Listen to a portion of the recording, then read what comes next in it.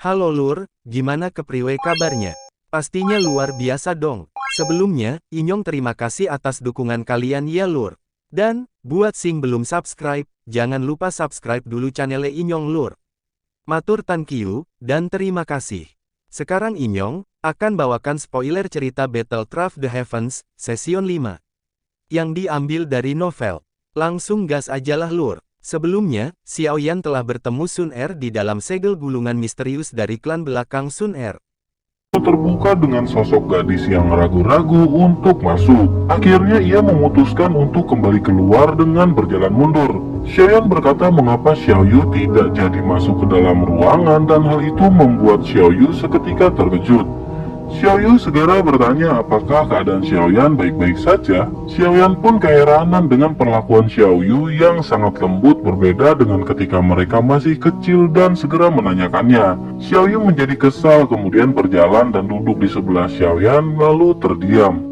Xiaoyan pun segera mencairkan suasana dan bertanya bagaimana keadaan Xiaoyu selama 2 tahun belakangan. Xiaoyu menjawab semua baik-baik saja, begitu pula Xiaoning dan Xiaomei yang juga telah masuk di Akademi Batin dengan perlindungan dari Gerbang Pan. Ia lanjut dengan nada marah memperingatkan Xiaoyan untuk berhati-hati ketika menghadapi permasalahan. Xiaoyu lanjut mengomel dan berkata bahwa apakah Xiaoyan tahu yang ia dan klan Xiao rasakan ketika mendengar Xiaoyan ditelan api surgawi. Saat ini Xiaoyan adalah satu-satunya harapan klan Xiao agar mampu bangkit dari keterpurukan. Jika terjadi sesuatu pada Xiaoyan, maka takkan ada lagi yang dapat membalaskan dendam klan Xiao di masa depan.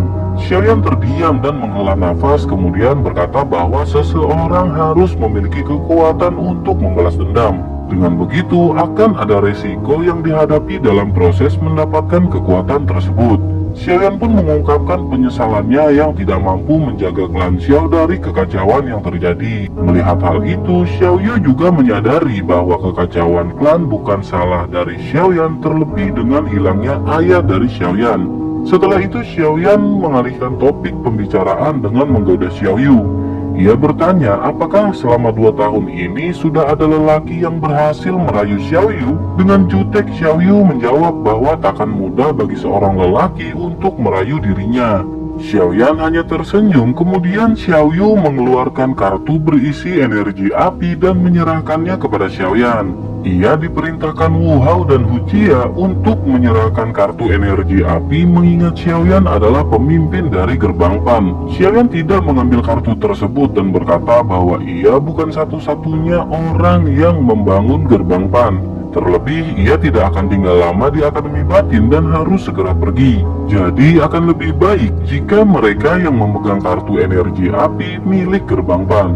Xiaoyan terkejut ketika mendengar ini dan menanyakan kemanakah Xiaoyan akan pergi. Xiaoyan segera menjawab bahwa ia harus segera kembali ke Jiama dan menyelesaikan masalah yang tertunda. Xiaoyu bertanya apakah Xiaoyan bermaksud menuju ke Mystic Cloud. Jika begitu, maka Xiaoyu akan ikut untuk melihat anggota klan Xiao yang masih selamat. Xiaoyan tertawa kecil lalu berkata bahwa kali ini ia kembali ke Jiama adalah dengan tujuan untuk menentukan hidup dan mati. Dengan begitu, Xiaoyan harus mempersiapkan diri sebelum pergi untuk pertempuran tersebut. Selain itu, akan lebih baik jika Xiaoyu dan yang lainnya tetap tinggal di Akademi Batin karena ini adalah tempat yang aman. Tanpa berdaya, Xiaoyu hanya mengangguk dengan kesedihan mengingat klan Xiao yang ditindas oleh Mystic Cloud. Xiaoyan lanjut berkata bahwa mereka dapat kembali ke Jiama setelah Xiaoyan menyelesaikan semuanya. Xiaoyu pun terdiam, kemudian ia teringat sesuatu dan mengatakan bahwa sepupu Xiaoli ingin bertemu dengan Xiaoyan. Singkat cerita, Xiaoyan telah bertemu dengan Xiaoli dan menanyakan apakah ada sesuatu. Xiaoli merasa gembira melihat Xiaoyan yang telah pulih dari luka akibat pertempuran dengan Han Feng. Ia segera menanyakan keadaan Xiaoyan dan Xiaoyan pun berkata bahwa ia telah sepenuhnya pulih dari cedera. Tak lama Xiaoli termenung kemudian berkata bahwa wilayah Black Corner menjadi kacau semenjak aliansi hitam hancur. Namun dengan begitu banyak orang kuat yang muncul di sana dan jika mereka bisa mengumpulkan orang kuat di Black Corner, maka akan sangat mudah untuk mengalahkan sekte Misty Cloud. Xiaoyan merenung kemudian berkata bahwa mereka adalah orang yang sulit dikendalikan dan sepertinya takkan mudah untuk mengumpulkan mereka. Xiaoli tertawa dan berkata bahwa mereka memang orang-orang yang ganas, namun mereka akan tunduk di bawah orang yang lebih ganas. Anak buah Xiaoli adalah orang ganas di Black Corner, namun sekarang mereka setia dan menuruti semua perintah Xiaoli. Ia lanjut berkata, seharusnya takkan terlalu sulit jika Xiaoyan mau membantu dengan kekuatannya kali ini. Xiaoyan mengangguk dan membenarkan apa yang dikatakan Xiaoli bahwa dengan begitu mereka akan memiliki cukup kekuatan untuk melawan Misty Cloud. Xiaoli lanjut bertanya apakah Xiaoyan setuju dengan rencananya. Xiaoyan mengangguk setuju dan berkata jika ada masalah yang dihadapi Xiaoli maka ia bisa menemui Xiaoyan untuk segera menyelesaikan masalahnya. Jika ada anggota yang membangkang maka mati adalah hukuman yang akan didapat. Mendengar hal itu Xiaoli tertawa senang, namun tak lama ia berkata bahwa ada satu permasalahan lagi. Xiaoyan pun segera menanyakan apakah permasalahan tersebut. Xiaoli berkata permasalahannya adalah Akademi Batin. Xiaoyan masih bingung dan bertanya apa permasalahan yang dimaksud dari Xiaoli dengan Akademi Batin. Xiaoli menjelaskan bahwa Akademi Batin selalu memiliki rasa takut kepada faksi kuat yang terbentuk di wilayah Black Corner, sebagai contoh aliansi hitam. Maka dari itu Xiaoli meminta Xiaoyan untuk meyakinkan Suqian sebelum memulai membentuk faksi di Black Corner Region. Xiaoyan mengerutkan alis kemudian berkata bahwa Xiaoli tak perlu khawatir mengenai hal tersebut karena fraksi yang dikhawatirkan Akademi adalah fraksi yang memiliki kemungkinan untuk menentang Akademi Batin. Selain itu, tujuan fraksi ini bukan untuk melawan Akademi Batin, melainkan melalui fraksi ini juga dapat membantu Akademi Batin untuk memantau fraksi lain yang berseberangan dengan Akademi. Xiaoli mengangguk kemudian berkata setidaknya mereka harus memberitahu tetua pertama demi menghindari kesalahpahaman di masa depan. Xiaoyan mengangguk kemudian berkata bahwa ia akan pergi menemui tetua pertama untuk membicarakan permasalahan tersebut. Jika Suqian setuju, maka Xiaoli dapat segera menuju Black Corner untuk mulai membentuk fraksi. Singkat cerita, Xiaoyan telah sampai dan menyuarakan tujuannya kepada tetua pertama. Suqian terkejut mendengar Xiaoyan ingin membentuk fraksi di wilayah Black Corner Region. Xiaoyan segera menjelaskan secara rinci niat dan tujuannya membentuk fraksi di Black Corner.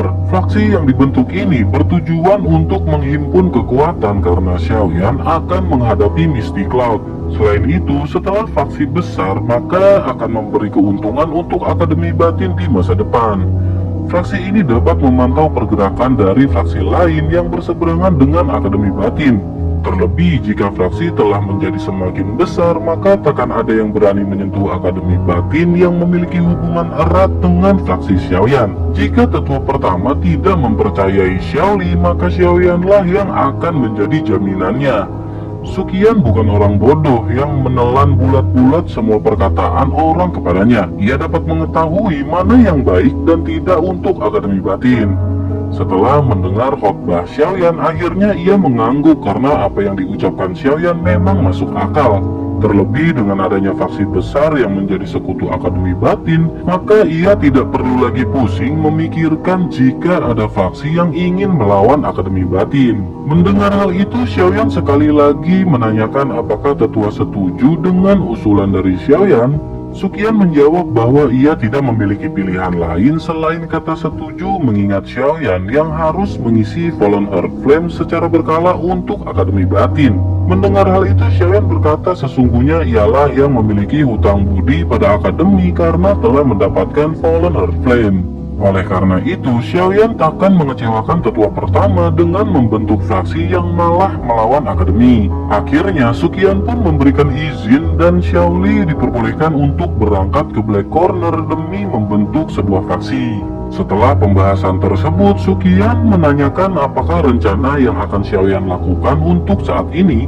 Ia lanjut bertanya apakah Xiaoyan akan pergi ke Black Corner untuk membantu Xiaoli.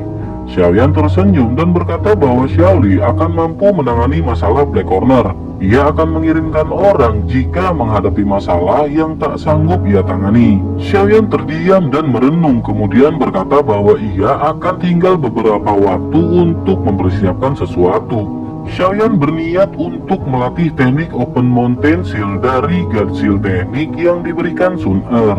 Jika telah menguasai teknik tersebut, maka hal itu akan menjadi kartu andalan baru untuk Xiaoyan. Selain itu, teknik tersebut akan menjadi kekuatan tambahan ketika ia melawan Yun San. Perkataan pelan Xiaoyan terdengar Suqian dan menyangka orang yang dimaksud adalah wanita kuat di tingkat Dozong. Suqian segera menanyakan siapakah dan dari manakah asal wanita tersebut. Ia bertanya-tanya karena ia tak pernah mendengar dan melihat ahli dozong wanita di sekitaran akademi. Xiaoyan agak ragu untuk berkata-kata, kemudian ia hanya menjelaskan secara singkat mengenai Ratu Medusa kepada Suqian. Setelah mendengar dongeng singkat dari Xiaoyan, Suqian menggelengkan kepala dan berkata sungguh tak terduga bahwa wanita tersebut adalah Ratu Medusa yang legendaris. Suqian lanjut berkata bahwa Xiaoyan sangat beruntung karena mampu memprovokasi Medusa hingga ia menyelamatkan Xiaoyan. Menurut yang ia tahu, Ratu Medusa adalah orang yang sangat dingin dan takkan ragu untuk membantai orang walaupun itu menyangkut masalah yang sangat kecil. Xiaoyan terdiam kemudian berkata bahwa ia akan berhati-hati dalam menghadapi Medusa. Tak lama, Xiaoyan pun memutuskan untuk pergi dan berpamitan dengan tetua pertama. Setelah Xiaoyan pergi, Suqian bergumam tampaknya Xiaoyan tidak mengetahui bahwa meskipun memiliki sifat membunuh yang kuat, namun Medusa benar-benar mencintai seseorang yang telah menaklukkannya. Beralih ke Xiaoyan yang telah menyampaikan kabar baik kepada Xiaoli, kemudian ia bergegas untuk menemui anak buahnya dan segera pergi ke daerah Black Corner Region. Setelah itu, Xiaoyan pun kembali ke gerbang Pan dan beristri jahat selama 2 hari. Merasa cukup beristri jahat, Xiaoyan pun memutuskan untuk pergi mempelajari teknik segel dewa dan pergi menuju ke hutan. Setelah sampai, Xiaoyan tidak langsung berlatih karena merasakan adanya aura lain di sana. Xiaoyan pun segera berteriak meminta orang yang mengikutinya untuk segera keluar. Tak lama, sosok Anggun keluar dan menghadap ke arah Xiaoyan lalu berkata, apakah Xiaoyan ingin mencari mati? Xiaoyan kembali bertemu dengan Medusa yang ternyata selalu mengikuti kemanapun Xiaoyan pergi. Xiaoyan berkata bahwa ia tahu Medusa tidak dapat membunuh Xiaoyan untuk saat ini. Medusa menjadi emosi setelah mendengar perkataan Xiaoyan, kemudian Xiaoyan pun lanjut menjelaskan. Walaupun Medusa mampu mengendalikan tubuhnya, namun roh Medusa masih terpengaruh oleh piton penelan surga. Dengan begitu, Medusa takkan mampu menyakiti Xiaoyan dan bahkan Medusa diam-diam selalu berada di dekat Xiaoyan. Setelah itu, Xiaoyan memberi kesepakatan kepada Medusa mengenai piton penelan surga. Xiaoyan berkata bahwa ia mampu menghilangkan pengaruh piton penelan surga. Meskipun Medusa sudah tidak mempercayai Xiaoyan, namun dalam hatinya ia merasakan adanya getaran. Medusa pun bertanya mengapa ia harus percaya kepada Xiaoyan setelah selama ini Xiaoyan tidak menepati janjinya. Xiaoyan segera mengeluarkan gulungan dari cincin penyimpanan dan menunjukkannya. Medusa pun menghampiri dan melihat lebih dekat hingga akhirnya ia menemukan tulisan kuno di gulungan tersebut. Xiaoyan lanjut berkata bahwa ini adalah formula pil tingkat 6, yakni pil pemulihan jiwa. Bahan obat dan hal lain yang diperlukan untuk menyempurnakan pil tidak ada dalam gulungan tersebut. Xiaoyan berkata jika Medusa setuju maka ia akan menyempurnakan pil tersebut di waktu yang akan mendatang. Medusa dengan ekspresi yang masih dingin bertanya apakah permintaan Xiaoyan sebagai bahan pertukaran. Xiaoyan tersenyum dan berkata bahwa Medusa harus tetap berada di sisinya selama 1 tahun dan tidak boleh memiliki niat membunuh terhadap Xiaoyan. Jika Xiaoyan meminta bantuan, maka Medusa tidak boleh menolak permintaan tersebut. Setelah 1 tahun, maka Xiaoyan akan membantu untuk menyempurnakan pil tersebut dan pada saat itu Medusa diperbolehkan untuk melakukan apapun kepada Xiaoyan. Medusa seperti mengalami perang batin antara mau dan tidak mau, kemudian Xiaoyan berkata dengan pil tersebut, maka Medusa akan sepenuhnya menjadi Ratu Medusa yang murni. Ia takkan lagi terpengaruh oleh apapun yang ada di dalam tubuhnya dan kebebasan seperti itu memiliki harga yang lumayan. Medusa seperti gregetan dalam memutuskan perkara tersebut hingga akhirnya ia pun menyetujui kesepakatannya dengan Xiaoyan. Setelah itu, Medusa yang masih dengan tatapan horor dalam hatinya berniat untuk mencabik-cabik Xiaoyan ketika 1 tahun telah berlalu. Sementara Xiaoyan tersenyum kemudian berkata untuk 1 tahun ke depan sepertinya mereka akan menjadi teman. Medusa langsung membalas bahwa tidak ada kata teman di antara mereka, melainkan yang ada hanyalah bisnis. Xiaoyan terkejut kemudian mengiyakan perkataan Ratu Medusa. Setelah itu, Xiaoyan berkata apakah tidak lebih baik jika Xiaoyan memanggil Medusa dengan nama yang lain? Hal itu dimaksudkan karena Xiaoyan khawatir orang-orang akan mengetahui identitas asli dari Medusa. Dengan nada sinis, Medusa berkata lebih baik Xiaoyan mengkhawatirkan dirinya sendiri. Xiaoyan menghela nafas dan berpikir lalu bergumam mengapa ia tidak memanggilnya dengan sebutan Cailin. Kata Cailin ini diambil Xiaoyan mengingat banyaknya warna dari piton penelan surga yang kini telah bergabung dengan Ratu Medusa. Mendengar hal itu, Medusa sangat marah dan berbalik ke arah Xiaoyan. Namun melihat senyum hangat di wajah Xiaoyan, akhirnya seketika amarah pun menjadi luntur. Ia lanjut berkata bahwa Ratu Medusa bukan sekedar nama tapi juga statusnya saat ini. Dengan begitu Xiaoyan tidak perlu merubah nama yang telah ia gunakan selama ini. Kemudian Medusa pun menjauh. Xiaoyan membalas bahwa kini Medusa telah memiliki tubuh manusia seutuhnya dan dengan begitu ia perlu nama baru sebagai seorang manusia. Terlebih dengan panggilan Ratu Medusa sepertinya merepotkan untuk diucapkan di mulut Xiaoyan. Mulai saat ini Xiaoyan akan memanggil Medusa dengan sebutan Cailin, fix. Medusa berhenti sejenak sebelum akhirnya ia pun lanjut pergi dan menghilang di langit.